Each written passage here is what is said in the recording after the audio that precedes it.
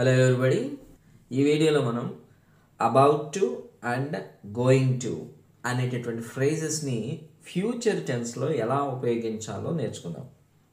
ఫ్యూచర్లో ఏదైనా ఒక పని చేయడానికి డిసైడ్ అయి ఉంటే ఆ విషయం గురించి చెప్పడానికి మనం గోయింగ్ టు అనే ఫ్రేజ్ని ఉపయోగించవచ్చు. అయితే ఫ్యూచర్లో జరుగుతాయి చేస్తామనే విషయాలకి సింపుల్ ఫ్యూచర్ టెన్స్ ఉంది కదా, మరలా ఈ గోయింగ్ టు అబౌట్ టు ఎందుకని డౌట్ రావచ్చు. అందుకే ముందు ఈ రెండింటికి మధ్య తేడా ఎక్కడుందో చూద్దాం. సింపుల్ ఫ్యూచర్ అనేది డిఫరెంట్ కేసెస్లో యూజ్ చేస్తాం, అది అందరికీ తెలిసిందే. దాని స్ట్రక్చర్ ఎలా ఉంటుందంటే సబ్జెక్ట్తో స్టార్ట్ అవుతుంది, విల్ ఆర్ షల్ అనే హెల్పింగ్ వర్బ్స్ రాస్తాం, వాటి తర్వాత వర్బ్ ఫస్ట్ ఫామ్ మాత్రమే ఉపయోగిస్తాం, అండ్ ఆఫ్ కోర్స్ ఆబ్జెక్ట్తో సెంటెన్స్ ఎండ్ చేస్తాం. Coming to the usage, first case that we use simple future is, ఏ పనులైతే మన ప్రమేయం లేకున్నా వాటంతట అవే ఫ్యూచర్లో జరిగిపోతాయో అవి మన కంట్రోల్లో ఉండవు యాక్చువల్గా. అలాంటి విషయాల్ని సింపుల్ ఫ్యూచర్ టెన్స్లో మనం ఎక్స్ప్రెస్ చేస్తాం. ఎలాగంటే I shall be 20 next month, it will be Diwali in a week. అంటే ఎలాంటి సందర్భాలు ఫ్యూచర్లో ఎక్స్ప్రెస్ చేస్తాం. యాక్చువల్గా నువ్వు బర్త్డే సెలబ్రేట్ చేసుకున్నా చేసుకోకపోయినా మన వయసు ఏం ఆగిపోదు, అది పెరుగుతూనే ఉంటుంది. అలాగే ఫెస్టివల్ సెలబ్రేట్ చేసినా చేయకపోయినా అవి వస్తూనే ఉంటాయి, వెళుతూనే ఉంటాయి, అవి మన కంట్రోల్లో ఉండవు. సో అలాంటి విషయాల్ని మనం ఫ్యూచర్ టెన్స్లో ఎక్స్ప్రెస్ చేస్తాం. ఇది ఫస్ట్ సిచ్యువేషన్.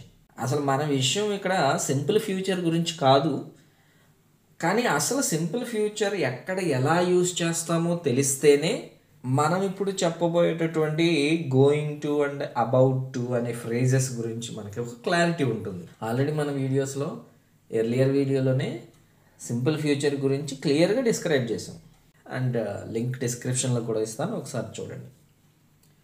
ఇక్కడ రెండో సందర్భంలోకి వచ్చేసరికి కొన్ని విషయాలు జరుగుతాయి అని మనం అనుకోవడమో లేక నమ్మడమో చేస్తూ ఉంటాం కదా. సో అలాంటి విషయాలను కూడా సింపుల్ ఫ్యూచర్లో చెప్తాం. అంటే opinions, beliefs. I think India will win the match, I'm sure I will get the first class. ఇది మన ఒపీనియన్స్ అనమాట, ఆర్ బిలీఫ్స్. అలాంటివన్నీ కూడా మనం సింపుల్ ఫ్యూచర్లో చెప్తాం. ఇప్పుడు మనకు కావాల్సిన సందర్భం వచ్చింది. ఏదైనా ఒక పని గురించి అప్పటికప్పుడే నిర్ణయం తీసుకుని చేస్తాను అని చెప్పడానికి ఈ సింపుల్ ఫ్యూచర్ని యూజ్ చేస్తాం కదా. ఎలా అంటే it's raining, I will take an umbrella అంట. అంటే బయటికి వెళ్ళడానికి స్టార్ట్ అయ్యావు, కానీ బయట చూస్తే వర్షం పడుతుంది. సో వెంటనే ఒక డెసిషన్ తీసుకుంటాం కదా. సో వెంటనే అంబ్రెల్లా తీసుకోవాలి అనే ఒక డెసిషన్ తీసుకుంటాం కదా. అంటే ఇన్స్టాంట్ డెసిషన్స్ గురించి చెప్పడానికి ఈ సింపుల్ ఫ్యూచర్ని వాడతాం. అయితే డిసైడ్ అయ్యి దాని ప్రిపరేషన్ అంతా కంప్లీట్ చేసుకుని చేయబోతున్నాను అని చెప్పడానికి మనం ఈ గోయింగ్ టు అనే ఫ్రేజ్ని యూజ్ చేస్తాం. సింపుల్, మనం ఏదో ఒక విషయం మీద డెసిషన్ తీసుకుంటాం, ఆ డెసిషన్ని ఇంప్లిమెంట్ చేయడానికి కావాల్సిన ప్రిపరేషన్ అంతా కంప్లీట్ చేస్తాం, ఆ తర్వాత వేరే వాళ్ళకి దాన్ని ఎక్స్ప్రెస్ చేస్తాం. ఆ ఎక్స్ప్రెస్ చేసేటప్పుడు మనం ఈ గోయింగ్ టు అనే ఫ్రేజ్ని ఉపయోగించి మనం ఎక్స్ప్రెస్ చేయొచ్చు. ఎలాగంటే I'm going to resign the job, I'm going to buy A car. నాకు తెలిసి ఇలాంటి విషయాలన్నీ కూడా డెసిషన్ తీసుకుని దాని తర్వాత ప్రిపరేషన్ అయ్యి, ప్రిపరేషన్ తర్వాత ఇంప్లిమెంట్ చేయడానికి సిద్ధంగా ఉన్నప్పుడే మనం వేరే వాళ్ళకి చెప్తాం. ఇలాంటి డెసిషన్స్ తీసుకున్న తర్వాత ప్రిపరేషన్ కంప్లీట్ అయిన తర్వాత మనం వేరే వాళ్ళకి అనౌన్స్ చేయడానికి గోయింగ్ టు అనే స్ట్రక్చర్ని యూజ్ చేస్తాం.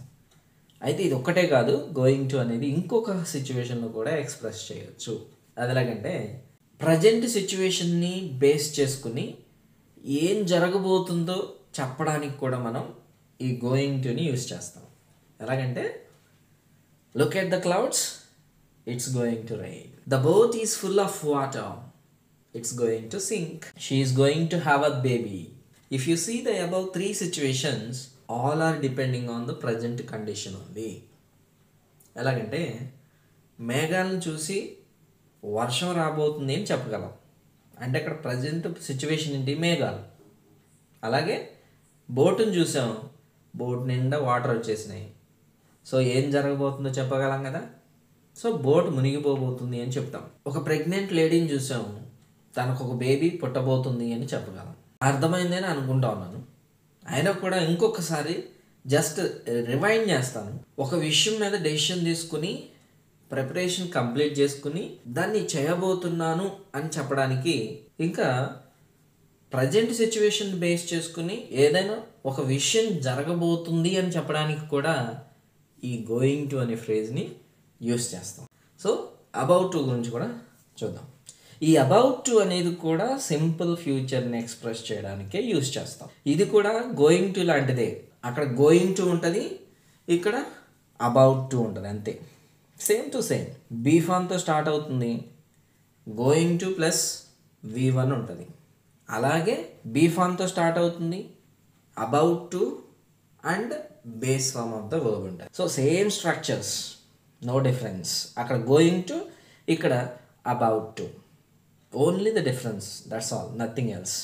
ఈ అబౌట్ టుని ఎప్పుడు వాడతామంటే ఏదైనా ఒక విషయం వెంటనే జరగబోతుంది అని చెప్పడానికి ఈ అబౌట్ టుని యూజ్ చేస్తాం. ఎలాగంటే just like the second case of going to, అంటే ప్రజెంట్ సిచ్యువేషన్ బేస్ చేసుకుని ఏదో ఒక విషయం జరగబోతుంది అని చెప్తాం కదా గోయింగ్ టుని. సో అదే సందర్భంలో ఈ అబౌట్ టుని కూడా ఉపయోగించి చెప్పచ్చు. అక్కడ గోయింగ్ టు వాడతాం, ఇక్కడ అబౌట్ టు యూస్ చేస్తాం, అంతే తేడా. So no difference. అండ్ అదే ఎగ్జాంపుల్స్ ఒకసారి చూస్తే, look at the clouds, it's going to rain అని చెప్పాం. అక్కడ గోయింగ్ టు రెయిన్ అని చెప్పాం, ఇక్కడ అబౌట్ టు రెయిన్ అని చెప్పొచ్చు. No difference, no difference in the meaning. అదేవిధంగా the boat is going to sink అన్నాం, ఇక్కడ the boat is about to sink అని కూడా చెప్పొచ్చు. She is going to have a baby అని చెప్పాము, అదేవిధంగా she is about to have a baby అని కూడా చెప్పొచ్చు. I hope everything is clear to you now. I'm going to finish the video or I'm about to finish the video. Me opinion ఏమైనా ఉంటే కామెంట్లో తెలియజేయండి. నచ్చితే ఒక లైక్ కొట్టచ్చు కదా, పడి ఉంటుంది. అండ్ మరొక ఇంట్రెస్టింగ్ టాపిక్తో మళ్ళీ కలుద్దాం. అంతవరకు సెలవు. Let's catch up with another video. Thank you.